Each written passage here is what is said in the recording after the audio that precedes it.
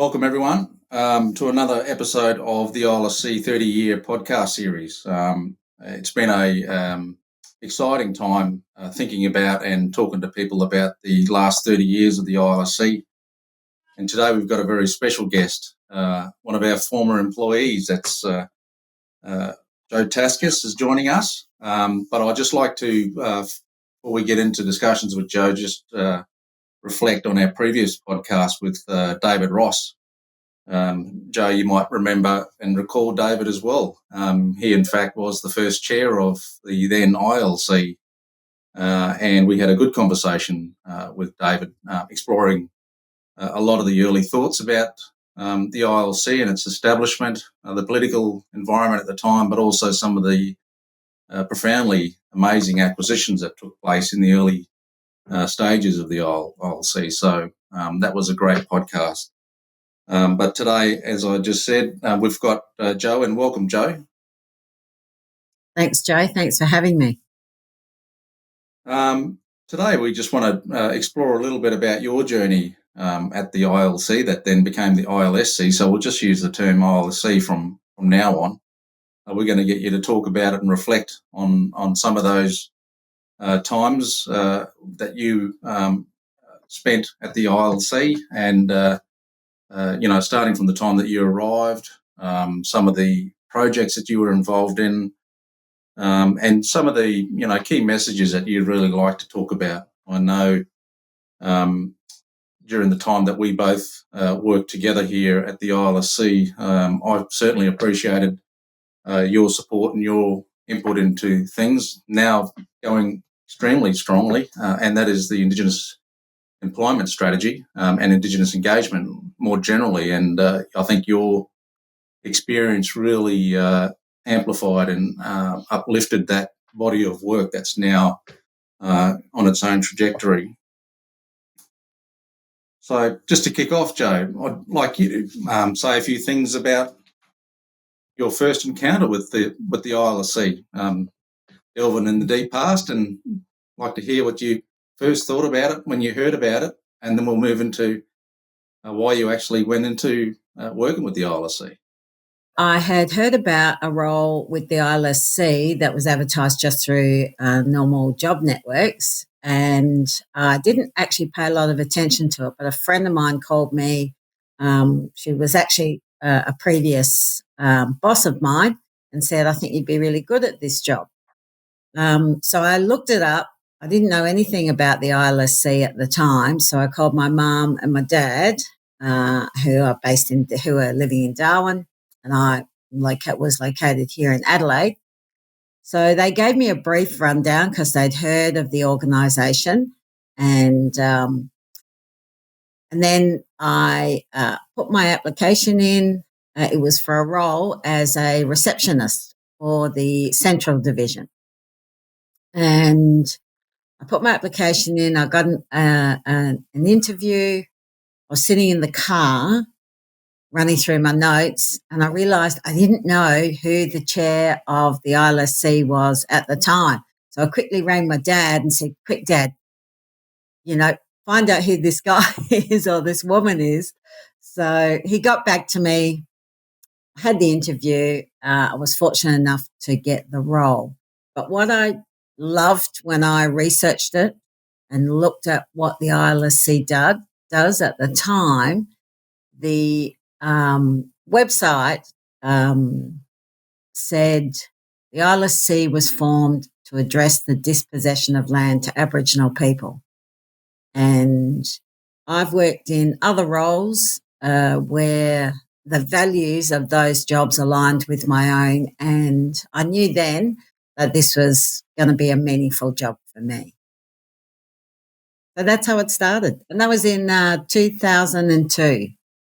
And who was the chair at the time? Can you recall? Now you've really got me. Who was the chair? I should know that because, like I said, I panicked and rang my dad and said, "Yeah, Dad, it's okay. You can't recall." No, I'm sorry, I don't. Yeah. We've had a few since then, so yeah. And what were you doing before that, Jo? So my background was in payroll and then HR. So I started in payroll with Telstra.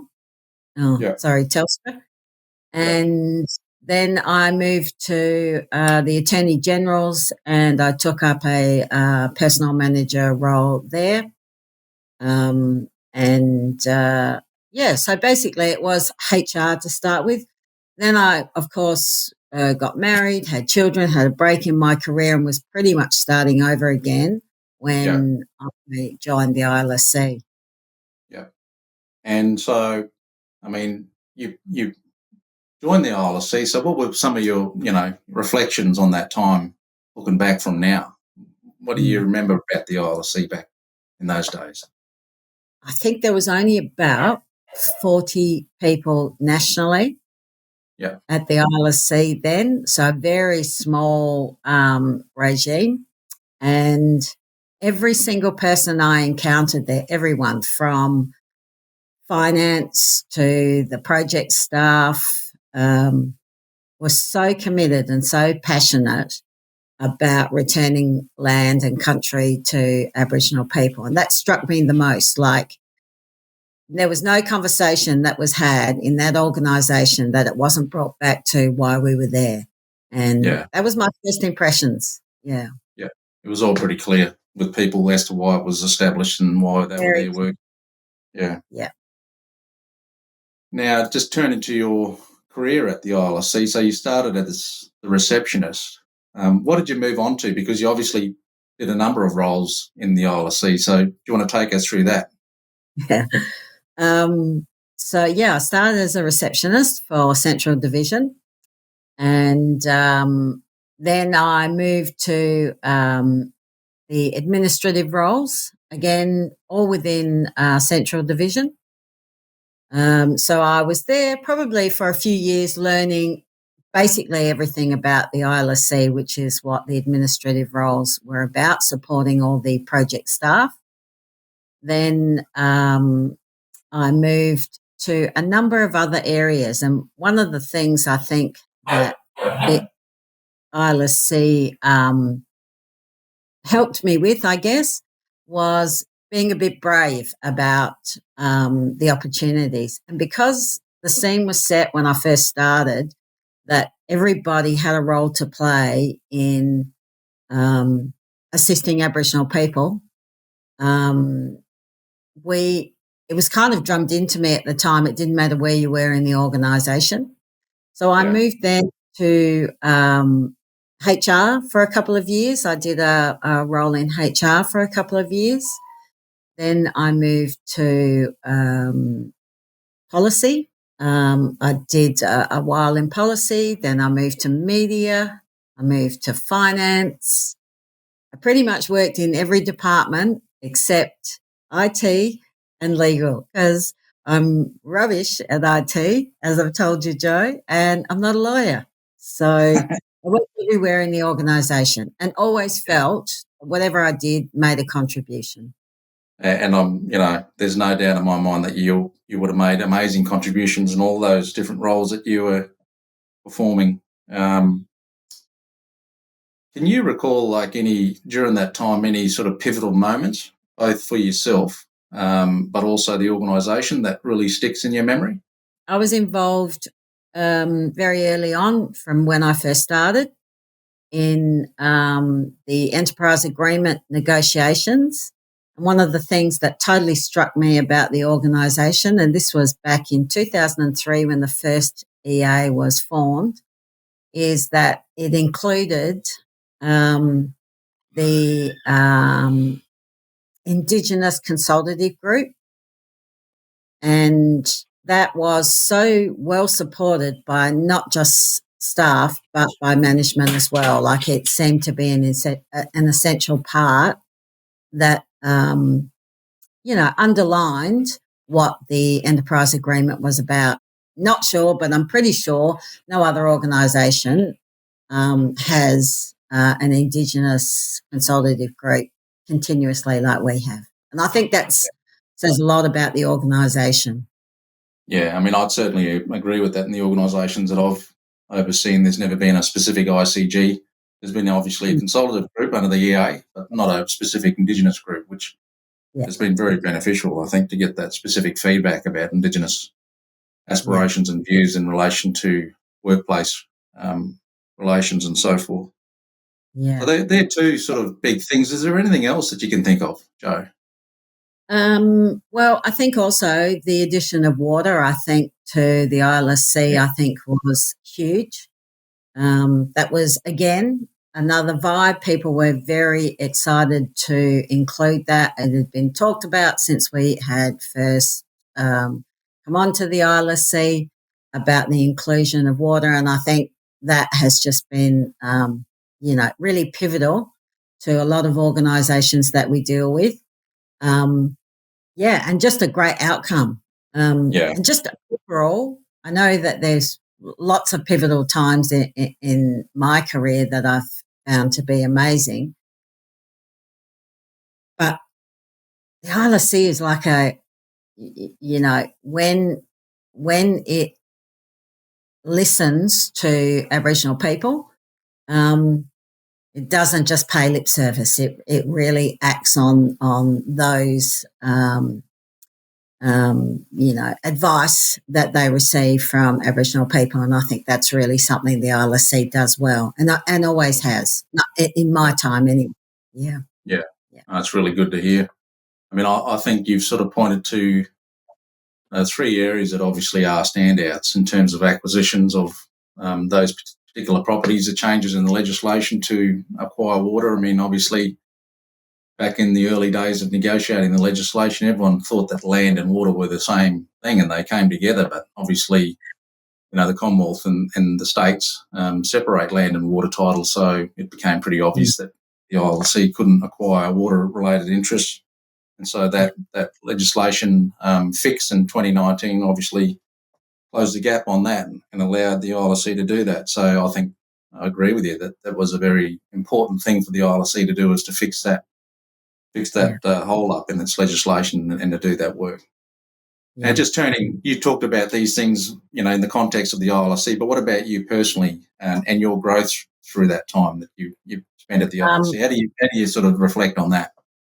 I had a fantastic career at the ILSC. Like I'm talking amazing, better than I'd ever hoped for when I started as a receptionist there. Yeah. So, through my time, I had opportunities to perform roles that, as I say, I'd never hoped for or even thought I could achieve. And of course, I guess the opportunities I had within the ILSC were the opportunity to study. I come from a family of 9 children, and absolutely nobody had a degree before I gained mine. And that was through the fantastic studies program that the ILSC offers to all staff, but in particular, they really support the Indigenous staff through all of that. And I'm not saying it was easy, because it was very hard for someone like me, but it was great. Like, to achieve that in the time that I was there is probably one of my proudest moments in my life.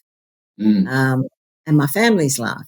But it wasn't just that. They every opportunity I had within the ILSC, I was encouraged to, expand and push and look for opportunities and find ways of achieving things that perhaps weren't the norm or had never been done in the organisation before.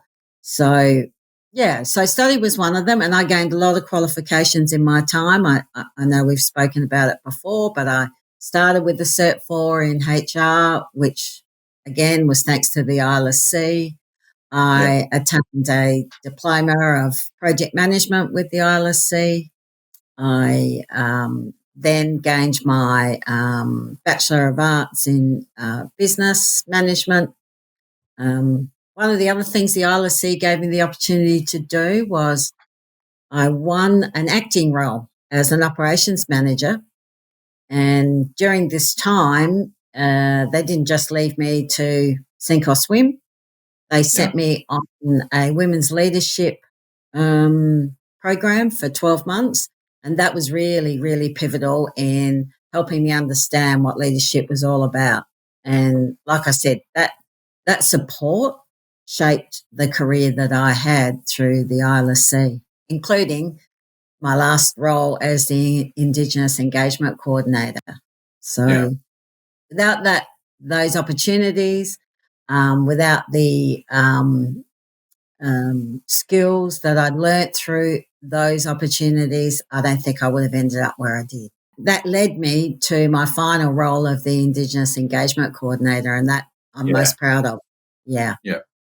That's a lot of support, and it's it's just good to hear you reflect on how the organisation in its early days were supporting Aboriginal staff in particular coming through the ranks, and it's even though a lot of organisations talk about it, doing it is something else, and it's really good to hear your journey and your story about that, which is I think something that we want to make sure that we maintain long after I leave the ILSC, is that level of support is continued with other Indigenous staff coming through the ranks.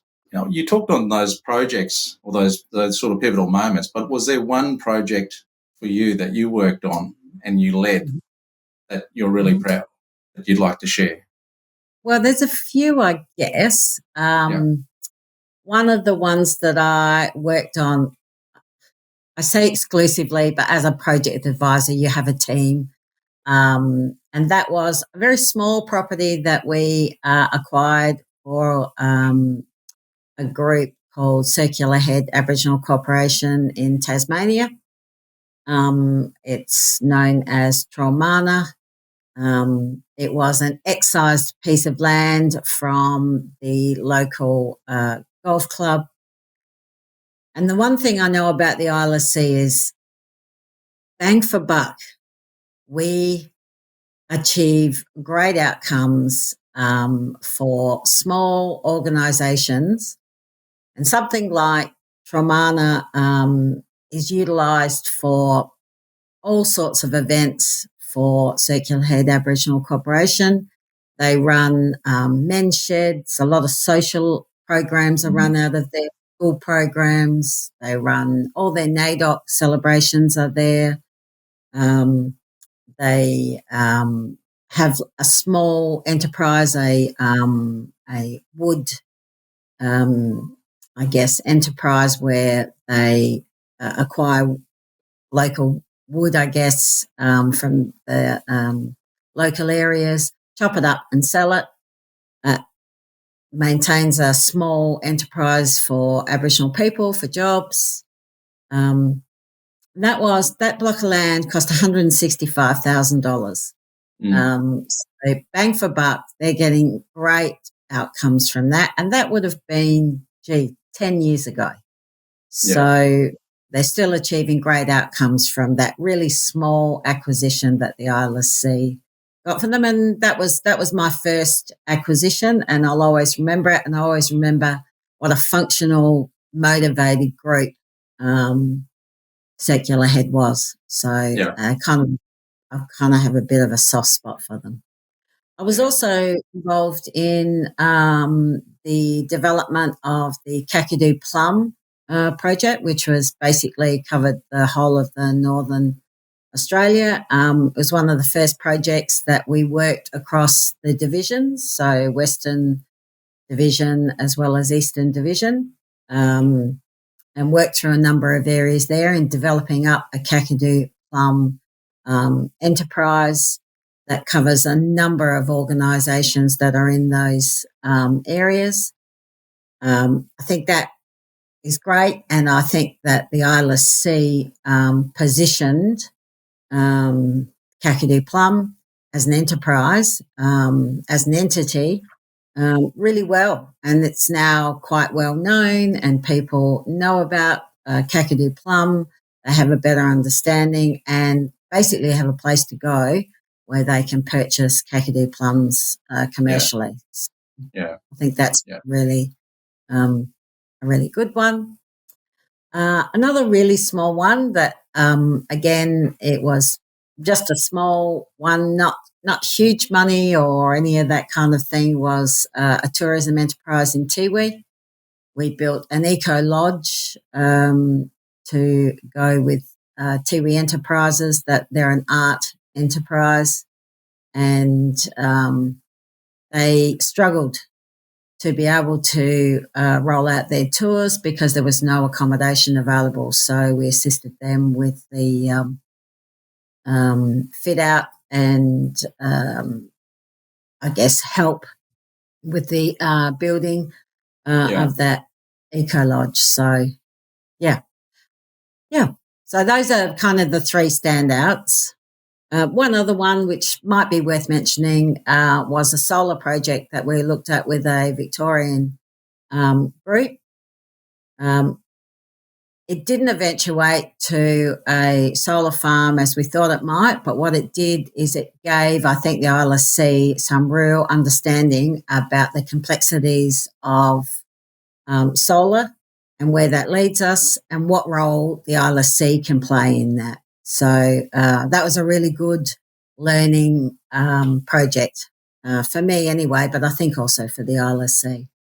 Yeah, I mean, you would have seen our sector strategies now, and renewable energy is a big part of that, and the demand actually for support for Indigenous groups is far out, exceeded what we thought might be the case. So it's really good to see that there's considered sort of people wanting to get involved in that industry, that emerging industry. So they're really, they're three pretty important enterprises and acquisitions. Obviously, the three of them are still going.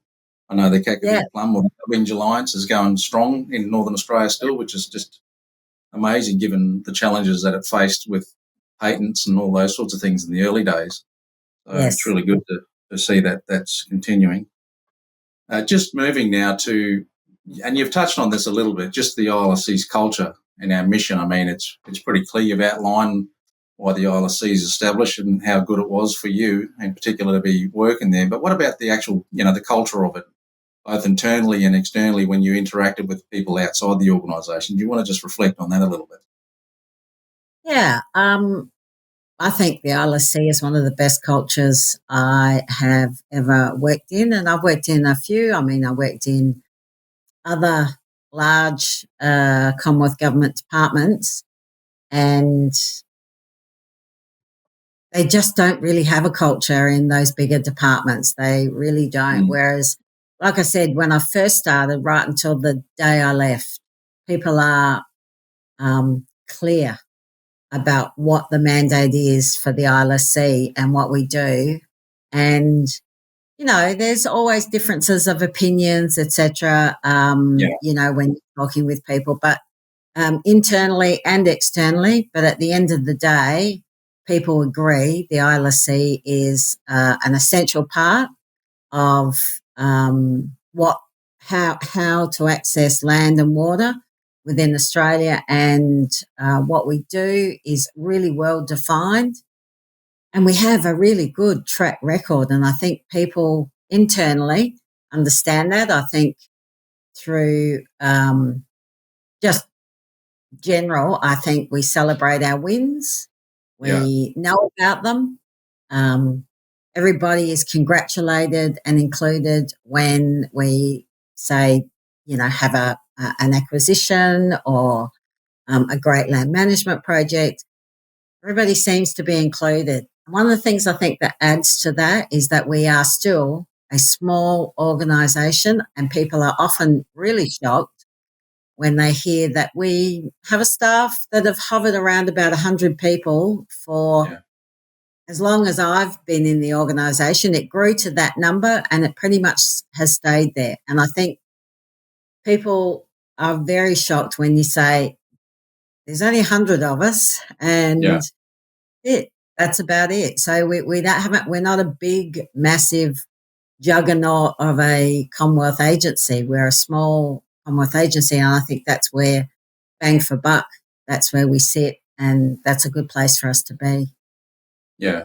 I'm going to ask you something now, because it sort of always occurs to me that as Indigenous people, we go into these organisations and we work, and for something like the ILSC and other organisations, statutory Indigenous organisations that I've worked for, it does more than just provide, a wage as an Aboriginal person. It gives a whole lot of satisfaction, a lot of cultural relevance, and it gives you the ability to grow yourself because, I'm pretty sure that the era that you grew up, like the era that I grew up, were times of suppression, and there was, suppression of identity. There was all those sorts of things that Indigenous people around the country sort of put up with. So I wonder if you could sort of say a few things about that as an Indigenous person working in an organisation like the ILSC, which is a little bit different to the question about how was it generally working in the ILSC. But I'm sure there was particular Indigenous and cultural nuances that you sort of got out of the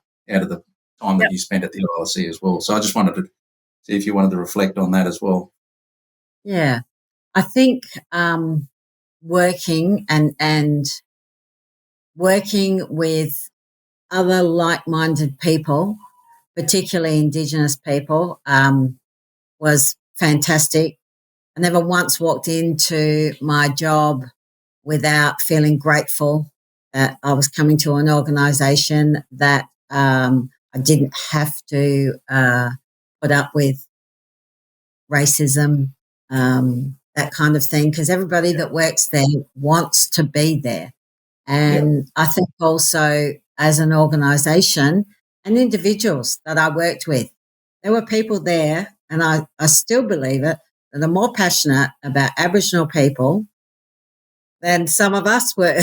The effort and the genuine love and care that they had for Aboriginal people and seeing what we do right to the end and making sure that we achieve, I think was outstanding. I've never worked with people like that, and they always, as I used to, make me get quite emotional to be standing next to somebody who would fight sometimes even harder than we would to get outcomes. And I love that. Some of my best friends work there, and it's because of that, because of who they are and what they want to do, and they want to stand alongside us instead of telling us what to do, and they want to listen and they want to hear what we've got to say, and I think that's massively important. And they want us to drive it, which I think is even better. Yeah, it's really special. Thanks for that.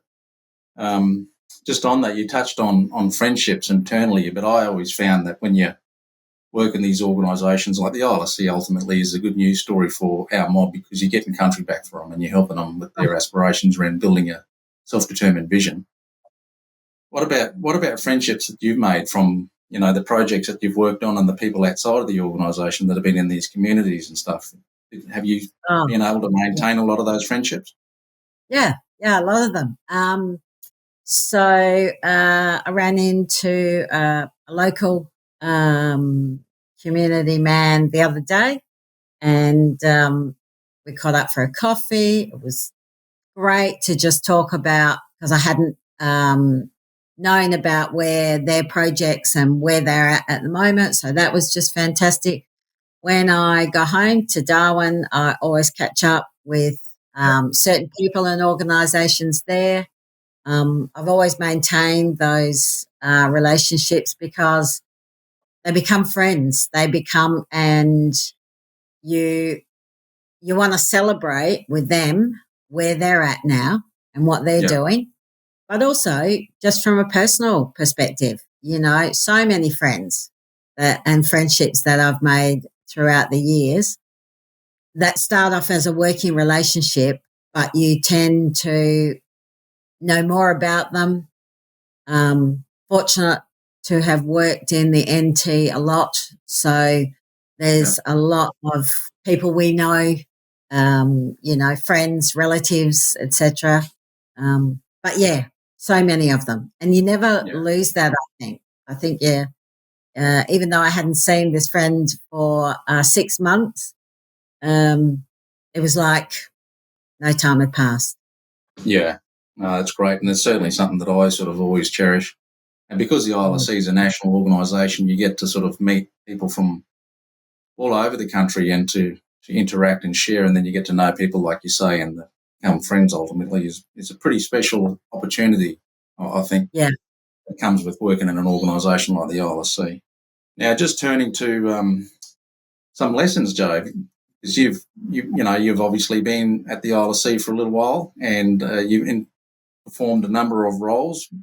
Have you got any career lessons that you want to share? And noting that there's a lot of young aspiring Indigenous people that'll be watching this podcast, and particularly Indigenous staffers of the ILSC.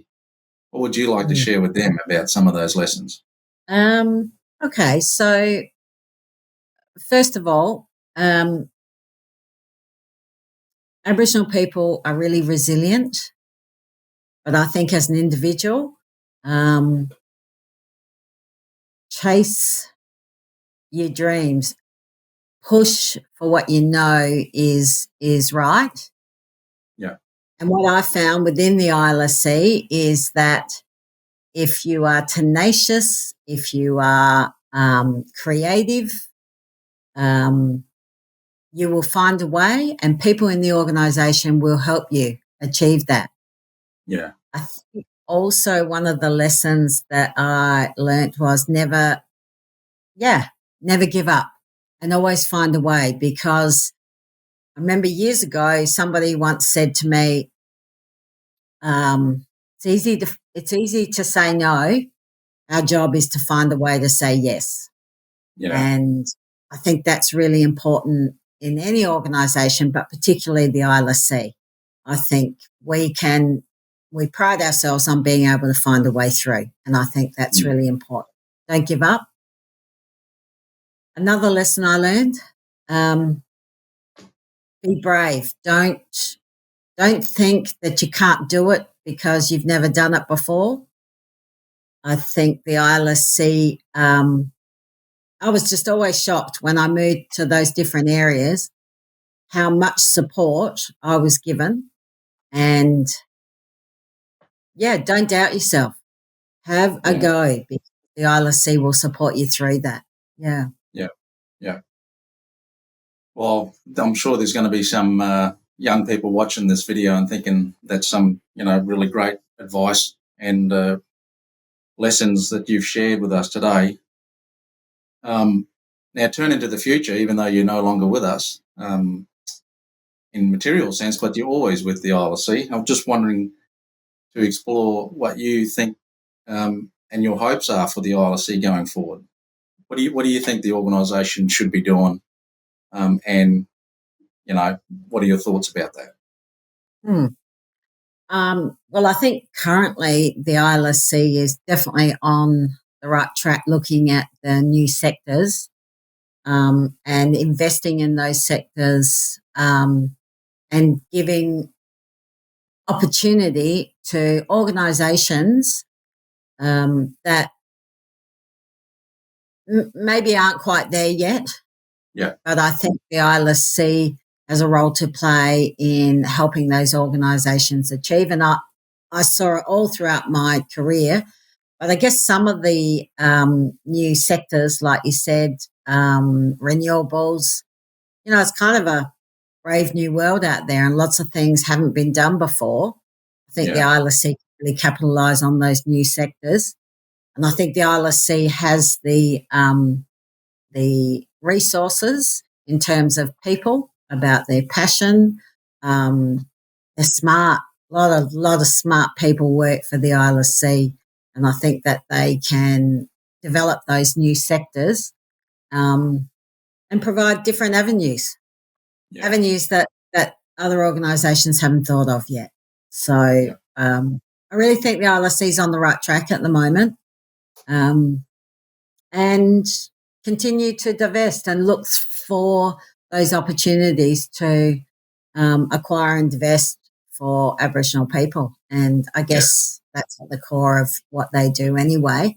But sometimes I know in the past the ILSC has been challenged in that, but I see every day and I hear every day from, friends and outside, organisations that we're continuing to do that and find solutions. So I think that's where the ILSC is best. Thanks, Jo. Now, just to get into the closing of the podcast, I just wanted to hear from you what your personal aspirations were for yourself in terms of your next steps, your retirement, and all those sorts of things. I wonder if you want to share any of that with the listeners.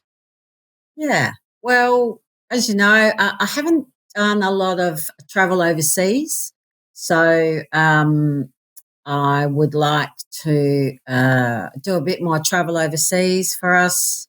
Also, some internal travel. I'm literally a grey nomad now. So we bought a big van and we just did a few months in WA, which I tell you, that is just the most spectacular. I thought I'd seen a lot of beautiful country until I went to Western Australia.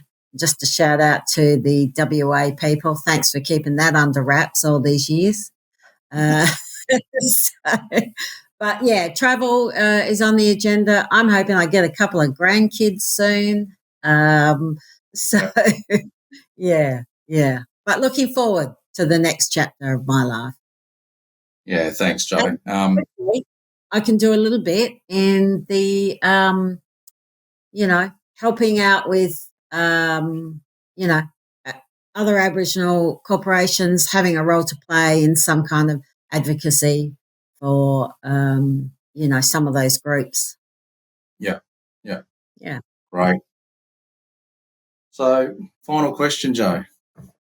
What would you like to leave the listeners of this podcast with a message? One, if there's one single message, or maybe not just one, but if there's a message you'd like to leave the listeners with after your illustrious career at the ILSC, what would it be? Yeah. Treat the ILSC as a lifelong a lifelong experience. Don't treat it as just passing through. Somebody I know who worked for the ILSC said something that stayed with me, and that was the ILSC never leaves you. So once you're there, even when you move on, you can't help but think about the ILSC and the experiences and the life that you had there. So, just remember that. It always stays with you. Yeah. So that's excellent. Yeah. Thanks, Jo. Well, I just want to thank you for your time. I've always been impressed with my time at the ILSC for your contribution here, and I think you've summed it up extremely well, that it's not just a workplace, it's a place for friendship. In many ways, it's a family that's been created here, in many other organisations of like working for the mobs. I think there's always a sense of camaraderie and collaboration that is pretty unique to the sort of growing Indigenous aspiration around the country. And I think the ILSC has played a significant role in that architecture in the Australian government context. And it's been one of these things that has flown largely under the radar, has gotten its work done, has been doing profoundly important work. There's no other organisation like the ILSC in many other like countries around the world, which is set up to get country back for First Nations and to help out with, their aspirations for the continued management of that. And I think you've outlined that in your career and your contribution here, but also the infectiousness of the ILSC on yourself and you on the ILSC, because people still talk about you in the ILSC with, fond memories and stuff. So I failed to sort of mention that earlier on, but your name does come up quite often in fond reflections of the ILSC. So I just want to thank you for your time and your contribution here. And on behalf of the board and staff of the organisation, thanks for joining us in this podcast. And it's been an absolute pleasure. And I look forward to seeing you around the traps in your caravan. And I'm sure someone will share some photos of the amazing places you get to. But for now, thanks, Jo. Thanks so much, Jo, and thanks for the opportunity, and all the best for the ILSC, because I know you guys are just going to smash it. Thank you. Thank you.